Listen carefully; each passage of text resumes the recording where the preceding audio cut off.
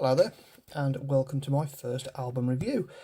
So I did say that I wanted to do something more music based, so that's exactly what I'm doing today. I've picked something a little bit predictable. It's one of my favourite albums by one of my favourite bands. I've picked Demanufacture by Fear Factory. So I'm just going to talk a little bit about this album and why it means a lot to me. So I'll start off at the start. Demanufacture is Fear Factory's second proper album, released in June '95, with the classic lineup of Burton C. Bell on vocals, Dino Kaziras on guitar, Christian Olderwulvers on bass, and Raymond Herrera on drums. As I said, that's the original classic, well, not the original, but it's the classic Fear Factory lineup. I think possibly the most successful lineup that the band ever had. The artwork on it is an absolutely stunning piece featuring a spinal cord with broken rib cage on one side and barcode on the other. Absolutely iconic piece of work. And basically, as with all of Fear Factory's stuff, it deals with almost the destruction of the human race via machines. Now, in this album in particular, you can strongly feel the themes of Terminator. I mean, even starting off with the first couple of songs, Demanufacture and Self-Bias Resistor, the mechanical sounding riffs, the almost computerized drums, which aren't computerized, but they may as well be, they're that tight. They actually scream mechanical takeover. And Terminator itself is actually almost mentioned in one of the later tracks called HK, Hunter Killer, which is one of the Terminator machines. So that was obviously their inspiration for all of this. Some of their most popular songs are on here, including the song Replica, which I think gained them quite a lot of support and interest. That's the first song they actually did a music video for, and it is actually a damn good song, I will say. And there's also the song on here called Zero Signal, third track in, which was featured on the Mortal Kombat soundtrack in, I think it was the same year, around '95.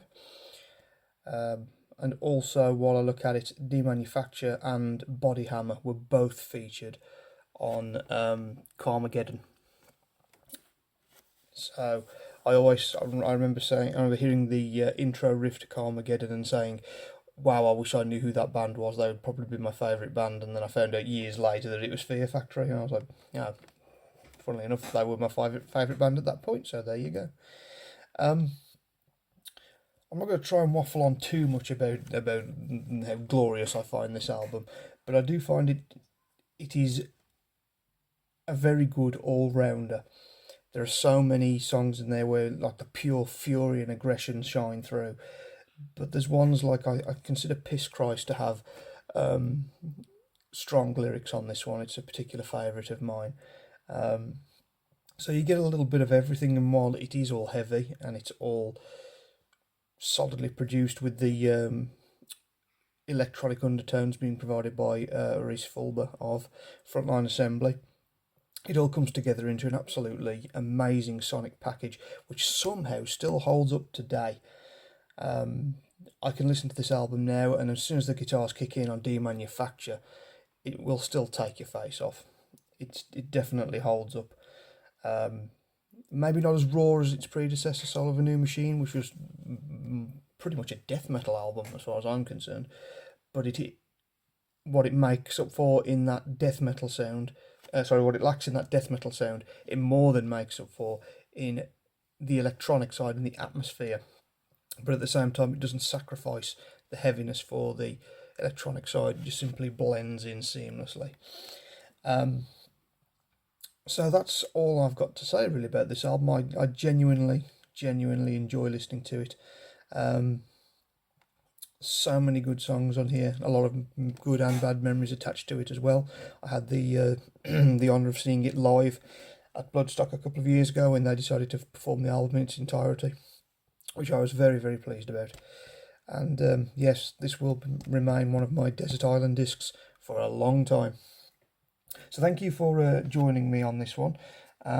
This was mainly a tester, but we'll see how it goes, and hopefully I'll be able to do some more of these short and sharp reviews. I'm going to try not to give them like 9 out of 10s, or like a number based system. I'm just going to try and give my subjective opinion on it and what I liked. And let's face it, on this one, electronics combined with slashing riffs and manic double kick, it's very much my kind of thing. So thanks very much for tuning in, and I'll see you on the next one.